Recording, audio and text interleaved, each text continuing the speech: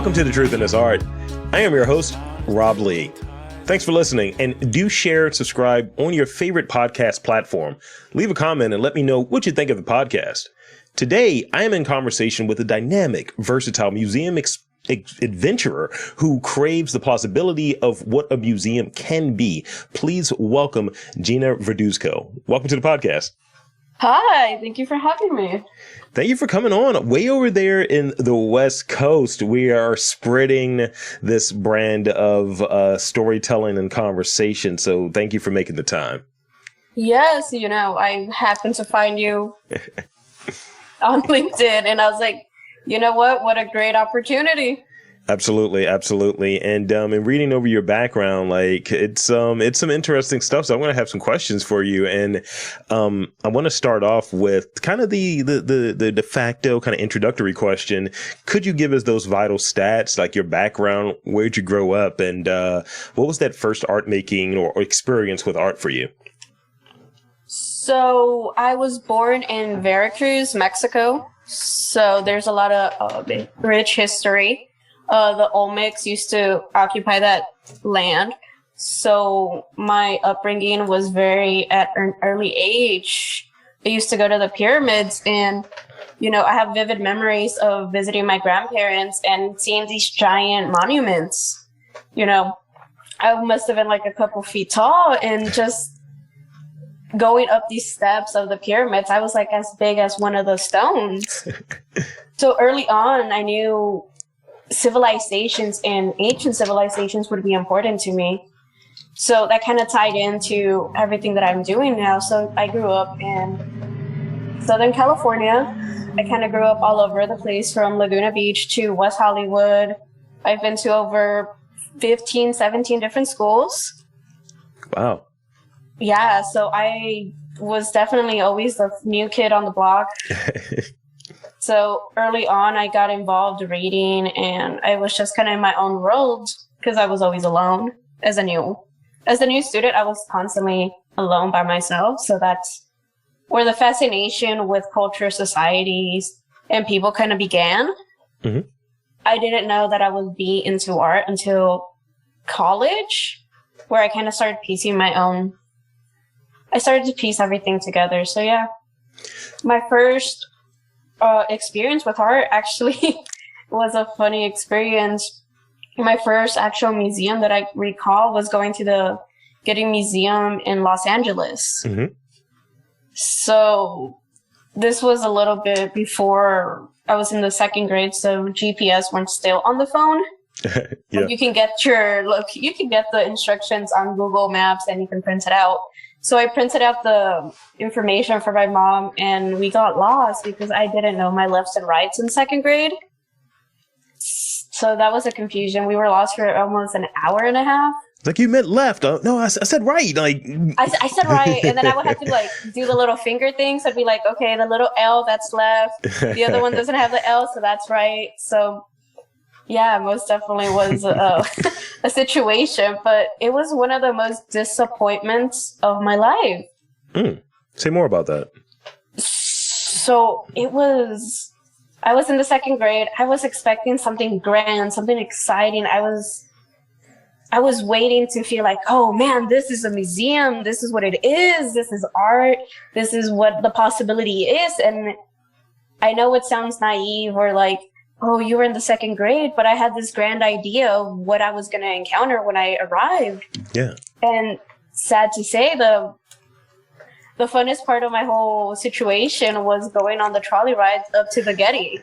That was the highlight of my trip. And I'm like, that always stuck with me, that so much culture, history was in these artifacts and paintings, and these were replicas of people's lives and events. And they meddled with the walls, and they kind of blended in together. There was no life. There was nothing. It was just there, and it was so boring, and that has stuck with me. So So stepping back a little bit, so for those who are undipped and uninitiated, tell the listeners what your background is, because I either you are wrapping up or you're still in school. Like where are you at right now? That's the thing I wanted to have in there just for context. Yeah, so I am on my last 3 weeks of my undergrads. Yeah, let's go. I graduate May 20th with a Bachelor of Science in Cultural Anthropology with a emphasis on museum studies. Love to hear it. So I wanted to at least have that in there versus like, cause I was like, yeah, talk about museums. Tell me more. But I wanted to at least have like that context in there. So as you're having that experience in being in nearly 24 schools and then like kind of coming to this awareness and this awakening on your interest in like art once you're in like college and you're thinking of like just memories of going to the Getty and kind of how that wasn't as great as you thought it would be, and even further experience of being in huge like structures that are man-made but just don't seem like they can be, with the pyramids of Veracruz.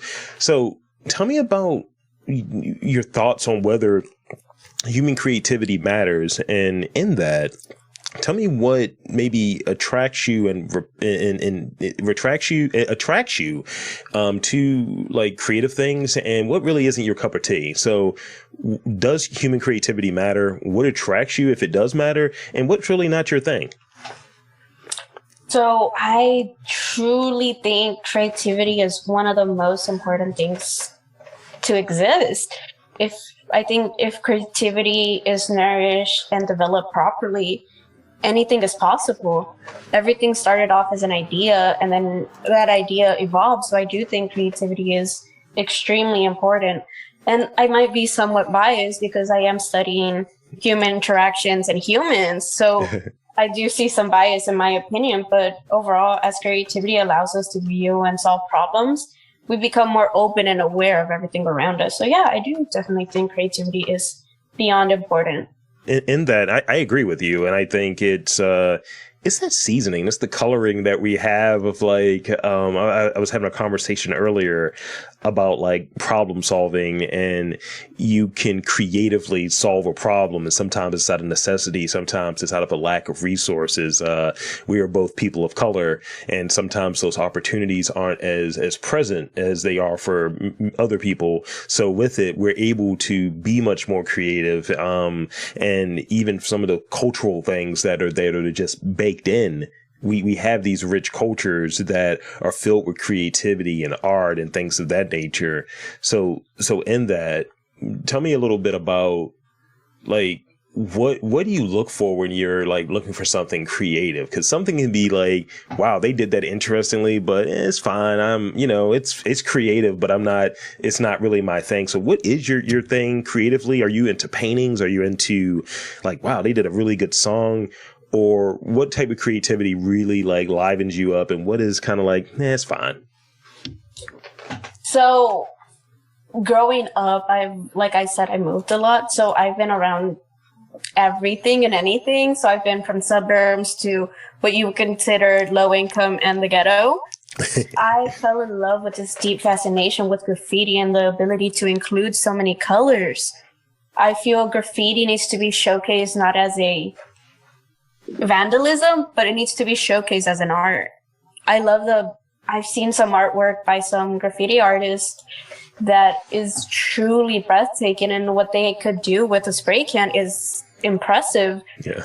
I feel like as a museum educator and goer, I think we need to step away from the structure of I don't know how to properly word this, but I want to see us navigate away from just focusing on white artists and Renaissance painting to incorporate everything else. Art is just not with a pen and a paper. It could be anything from music to, I've seen digital art, and with the increase of NFTs and Web3, art is becoming what you make it, not what it is. So anything can become art. You're seeing street fashion take over almost anything from designer shoes to custom jackets. Art is no longer just pen and paper. It's really the beauty in creating anything. Yeah. Yeah.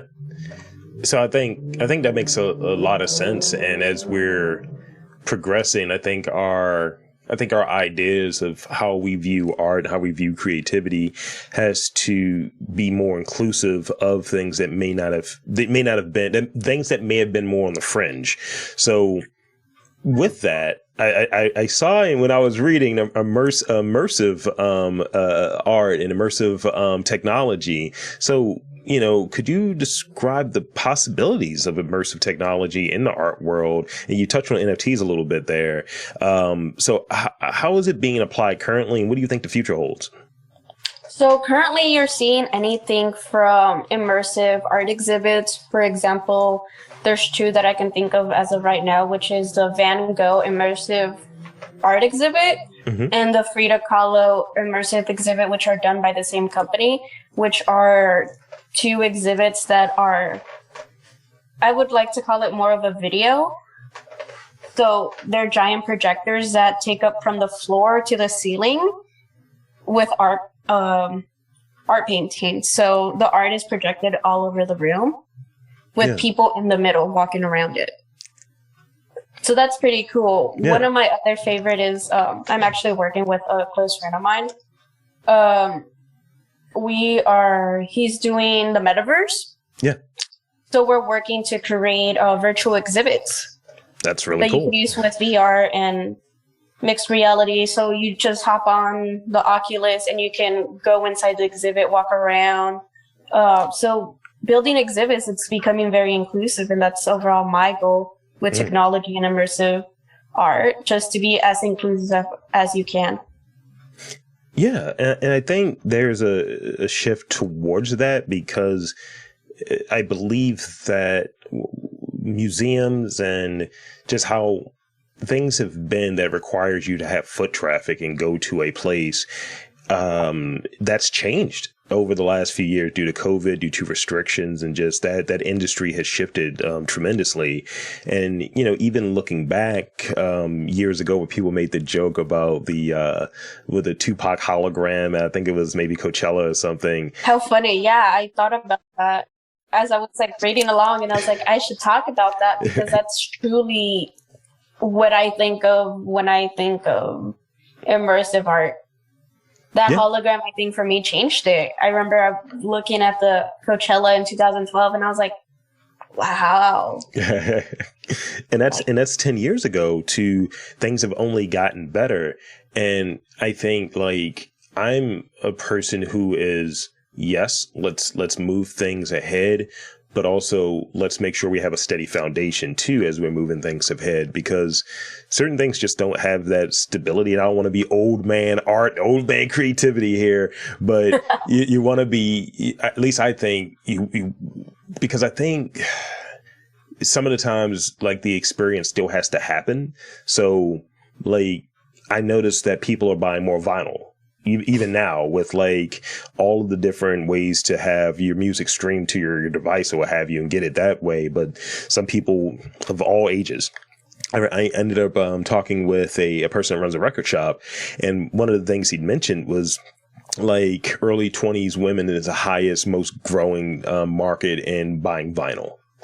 And that's a really interesting thing as we're shifting away from this kind of dead old tech. But that's still a thing that's there, that's still going to go strong. So I think for the people who are the naysayers or who are kind of against this notion of blending Web3 and future kind of technology towards these, you hang it on a wall, you have a sculpture, things of that nature, there is a blending, I think, is the potential. Do you agree with that? Do you see that's ultimately where we're going to go, or do you think it's something a little different from that?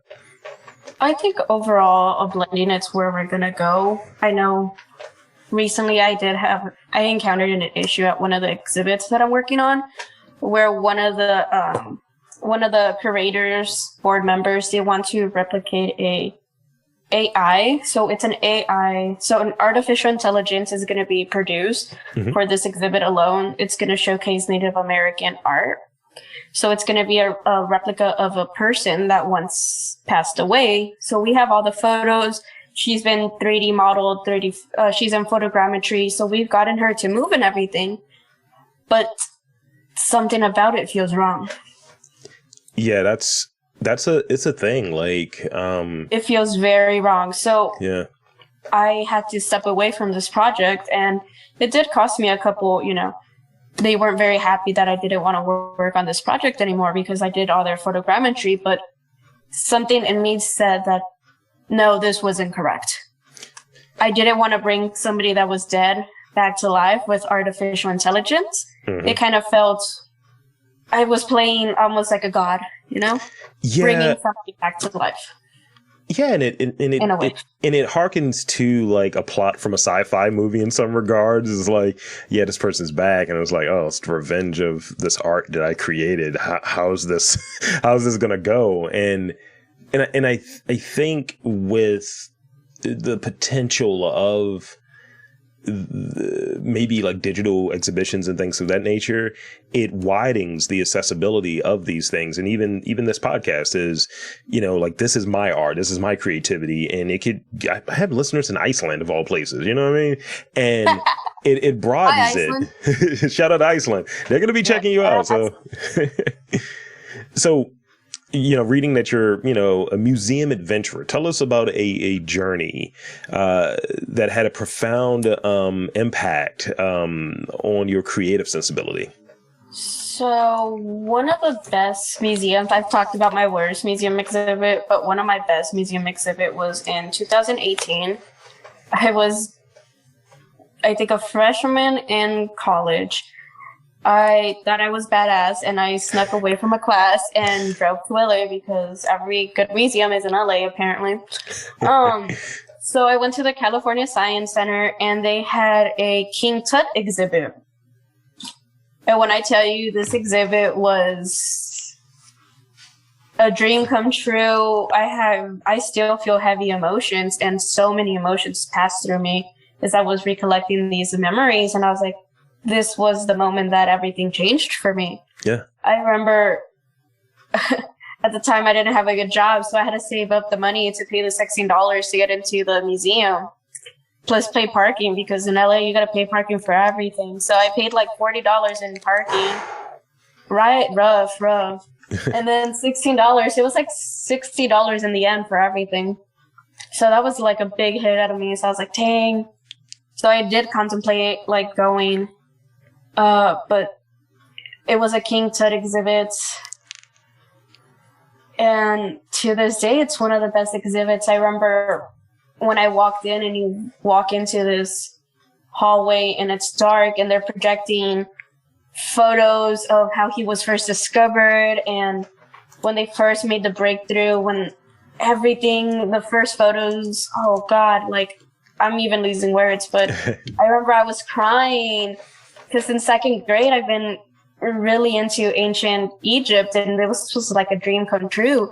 So like all the hieroglyphs that I would see in my books and videos and YouTube videos, like they were right in front of me. Yeah. And it's one of the best moments of my life. That's amazing. It was breathtaking. It was inspirational. And I think there's so much potential, but also that exhibit did lack a couple things now that I'm older. And then I can't fantasize about it the same that I did before I knew all the things that I do know now. I wish it would have been more immersive. I really wish you would have been able to. So right now what I'm working on is I'm really big on 3D printing. And I think 3D printing is a way I want to shift my exhibits, as I want to incorporate artifacts where people can touch them. Yeah. So that's definitely where I'm heading with my exhibits. I don't want my exhibits just be, look at this, take a photo, and you'll forget about it. I definitely want to incorporate touch all your senses when you go into exhibits. And that's my biggest mission in museum creation. It's just being able to touch and feel and experience with your hands and your mind, and not just your eyes. Sounds like you want people to be dipped. Yeah. I dig it. I like immersion. I like being able to kind of impact all of those senses, because I think it's not just looking at art. It's not just, because most of the times you can't touch it or what have you, right? In some of these like really big museums, some of the more accessible ones, maybe there's the opportunity to interact with the art a little bit more. But the notion of immersion, you connect, you establish that much more of a connection to it. I remember the one museum that I went to in Los Angeles, in California, period. I was in Little Tokyo to be exact. It was, it was what is it? The Mocha joint? Yeah, the Mocha. They have. Yeah, I went to the Dr. Death Body Worlds exhibition. Very good one.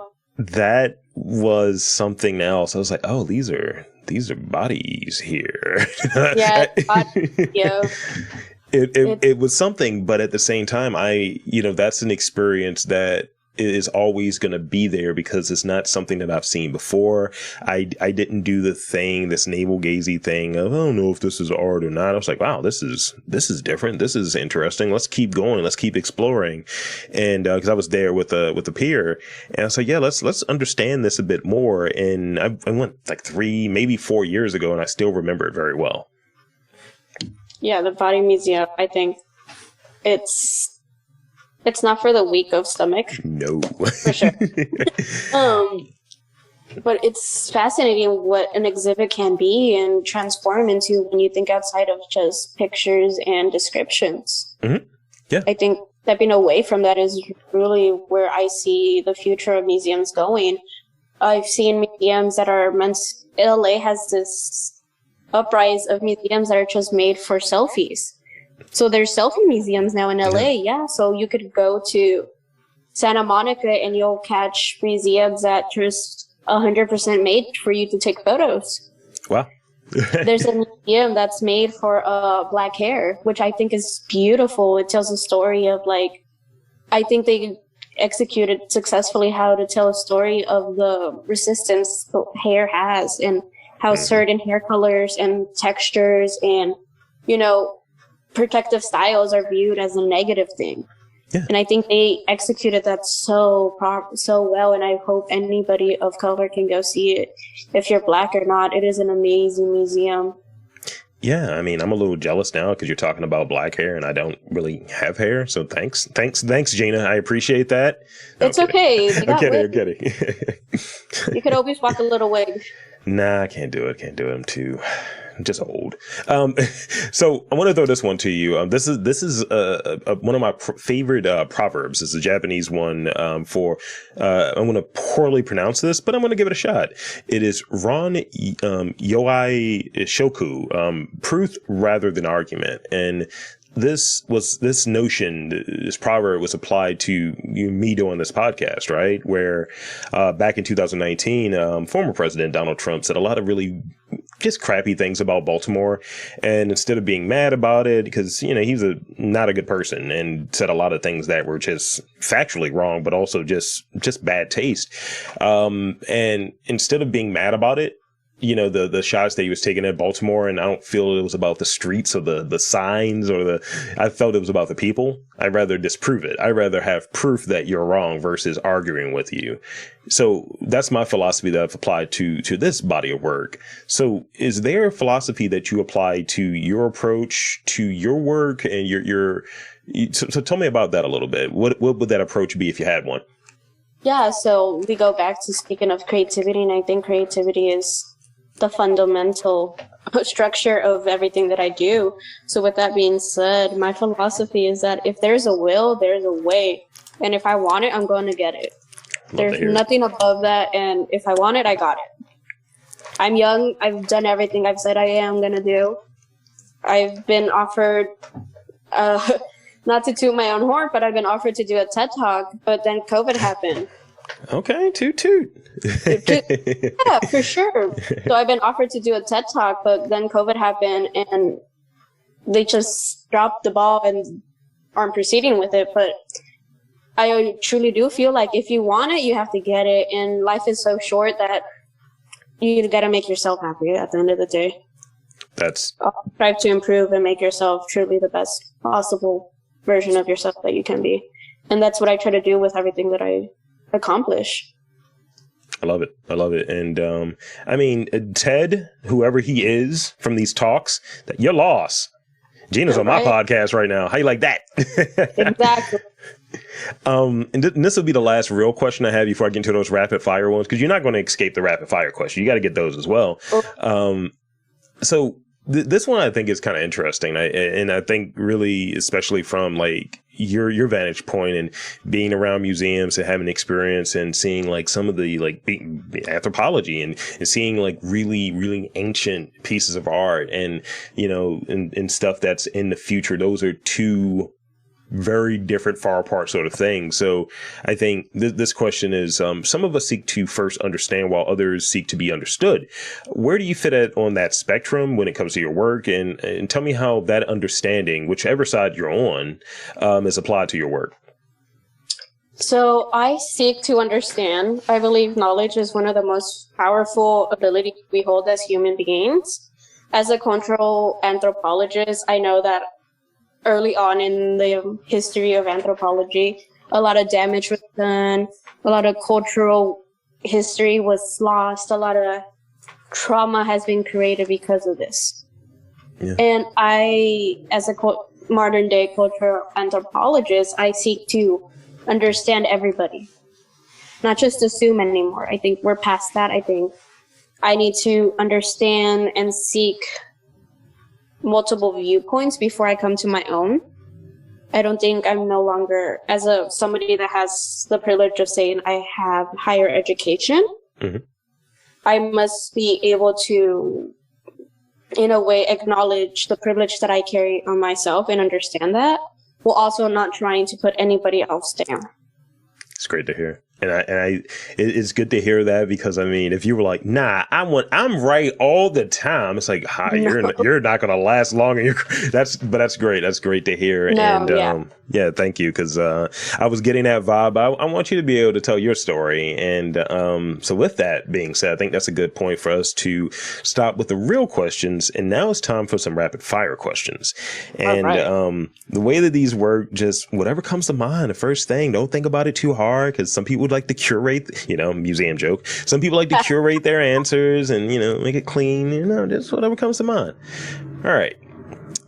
A museum, past or present. What's a museum, past or present, that you would love to visit, that you've either not been to or you want to go to again? Which one, a museum, past or present? Because some don't exist anymore, that you're like, you know what? I would really like to go there.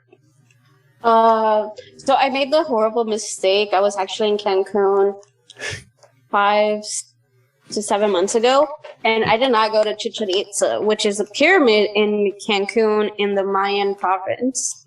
I regret not going to the museums there and exhibits.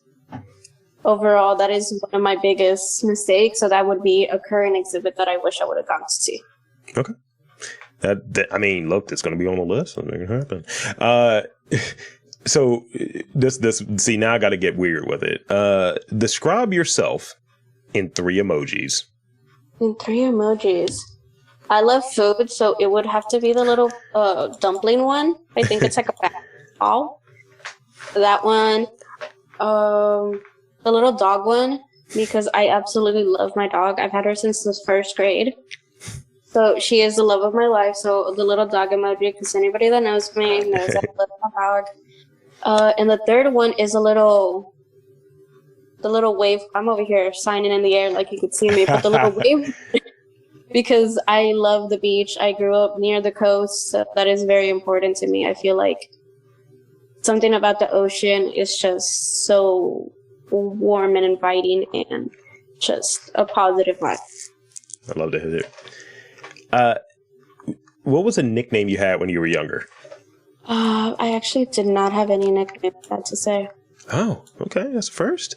I had multiple. I'm not going to share any of them, but I had multiple. You're just over here like, I had multiple. Just flushed with nicknames. Okay, this is a little trolly. In your opinion, what is the most overused term or phrase that you've heard in like your time working within art and museums, things of that nature? Within your work, what is the most overused term or phrase? You're like, you could say something different. You could use a different word here. Decolonize. Mm-hmm. Mm-hmm. I feel like that word is so overused, but also brings up so much issues when you use it. I truly support 100% decolonizing anthropology and museums, but we need to come up with better words because these words are often overused and are starting to have this negative connotation with them. And this association that we need to decolonize everything, people aren't understanding what it really means. I think decolonizing is one of those words that is important, but we also need to shift away from just using that one specific word.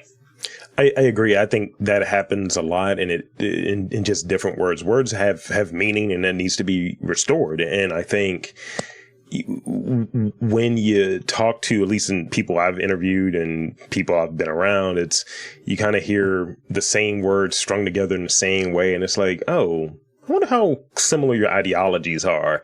And I start looking at it from that perspective. And it's almost like the same notion where when, let's say you see these algorithms or you're using tech, right? You see these algorithms, these facial recognition things. And I was reading this book about algorithms yesterday it was called Cracking the Creative Code. And it was just talking about like Silicon Valley and how facial recognition software was not noticing like Asian people or what have you and thinking it, just really like kind of racially baked in things because the people coding them and testing them is very xenophobic. They're all white dudes. And it's just like, you guys have this kind of similar beliefs. That's why nothing different is here with this stuff or what have you. So having that diversity there, that shift in that side of things will improve their product. And I think on the other side of things, something where, you have the same people talking about maybe the same sorts of ideas in terms of decolonizing and so on, while important and needed, I think maybe having what's the new and original approach to that. Or some people are just saying like, more blatant, like, yo, this needs to be less white, just like less European, less white. And it's like, oh, you made it raw. Now everybody understands it versus using what feels at times like a buzzword. Yeah, most definitely. As somebody that's still in the educational institution, I guess that's how I would call it. Yeah. There's always this like tiptoeing around word and verbiage, and I've gotten so good at this jargon of like educational jargon is what I call it, where I say, I could tell you a whole story using the same words a repeated of times and then say those same words in a different way, but those words aren't the same thing that I said, but those words are in the same manner that I want them to say it. So it's a wordplay that I've gotten used to saying. That means absolutely shit. It doesn't mean nothing. And I think folks such strong emotions and feelings, and words can really change anything. Yeah. And one of those issues that studying linguistics and people, the American language does not have that importance of language like it should. No, we use top tier words to mean something that's trivial. Like we'll say it's a Louis C.K. joke, but we'll say something that's hilarious. It's like, do you know what hilarious actually means? And it's like, no, that wasn't hilarious. That might have been funny, but it wasn't hilarious. Or I throw around, I like to string certain art things that I've heard. Like I hear the word spaces a lot. I hear intentionality and diaspora. While I know what all of those things mean and how they're applied, but I almost want to write an artist statement for my podcast. It's like the intentionality of my work is to open up spaces for the diaspora of Baltimore.